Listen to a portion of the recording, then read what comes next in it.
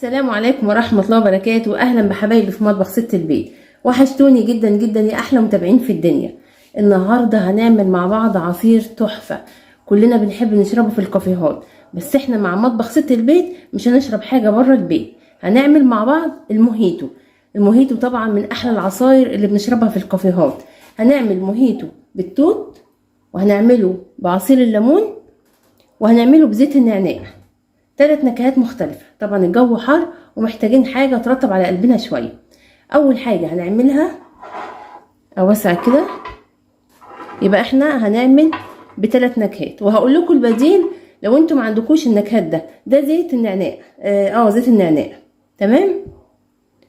ودوت ده ليمون، زيت ليمون. ودوت التوت. تمام، توت ازرق. في نكهات مختلفة. طب زي ايه؟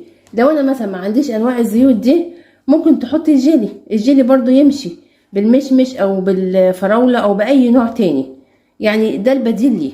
تمام. اول حاجة هنجيب الكوبايات بتاعتنا بالشكل ده.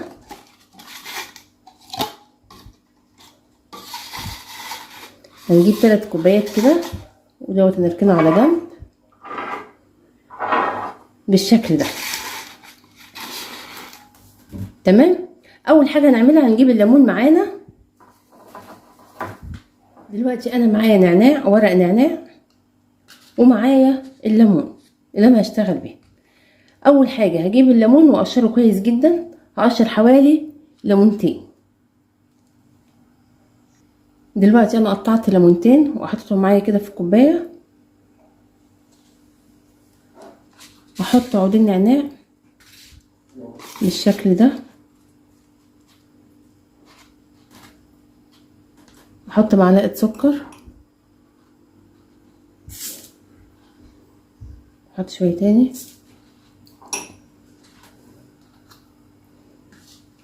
كده. وهجيب اي حاجه، يا هاند بلندر يا ممكن تضربيه في الخلاط، او تعملي زي ما انا بعمله كده. شايفين؟ لو ما عندكيش هاند بلندر، دي البتاعه دي بتاعت النسكافيه، ممكن عادي تعملي بيها خالص، عادي خالص كده بالشكل ده.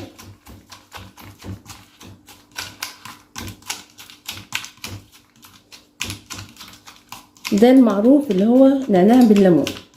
شايفين؟ بقى معايا بالشكل ده. تمام. هبدأ بقى اجيب مكعبات التلج. دلوقتي هجيب مكعبات التلج هنزل بيها. تمام. احط شرايح ليمون. دلوقتي اجيب الليمون الشرايح احطه كده معايا. تمام بالشكل ده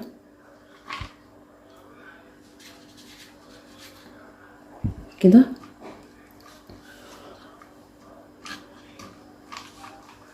كده اجيب بقى عودين نعناع،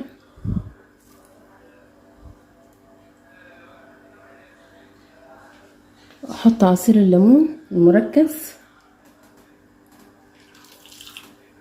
وبعد كده انزل بالسفن. ده اول نكهه معانا.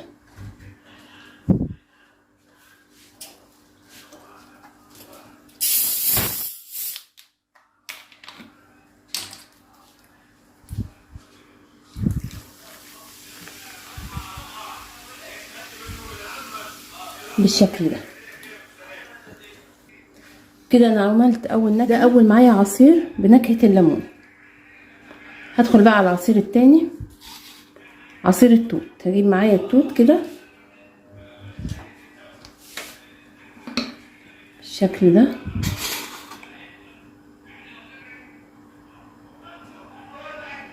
تمام. بعد كده انزل بشرايح الليمون،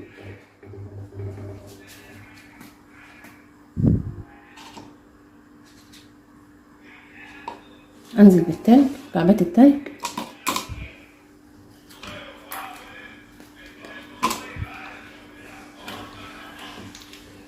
حاجه كده من الاخر بالشكل ده. وبعد كده انزل بالسفن.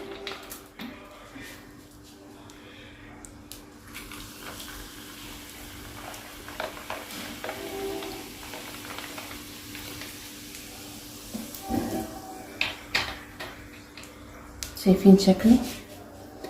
نحط عود النعناع برضو بالشكل ده،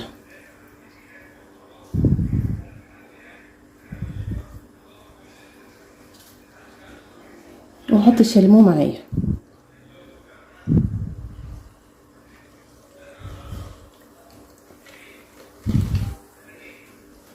كده احنا عملنا نكهتين. هنعمل النكهه التالتة بقى.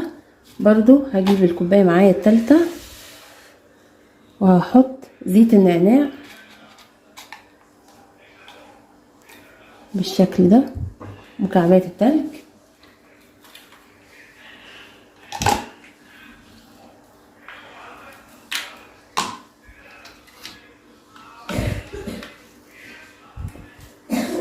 هنزل بورق الليمون، بورق النعناع اسفه كده.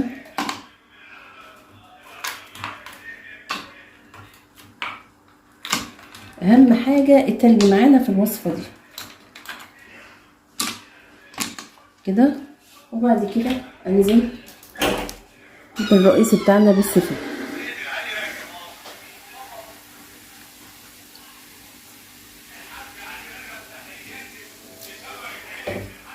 واجيب الشاليمو بتاعنا واحط كده.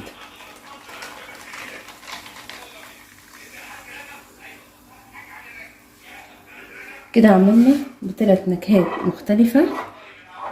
عملنا بزيت النعناع، وعملنا بالليمون، وعملنا بالتوت، والثلاث نكهات احسن من بعض. شايفين المنظر؟ وكده عملنا الموهيتو بتاعنا اللي هيطر على قلبنا. يا رب النهارده الحلقه تكون عجبتكم، تكونوا استفدتوا مني بمعلومه. ما تنسوش تشتركوا في القناه وتفعلوا الجرس عشان يوصلكم مني كل جديد. بحبكم في الله، والسلام عليكم ورحمه الله وبركاته.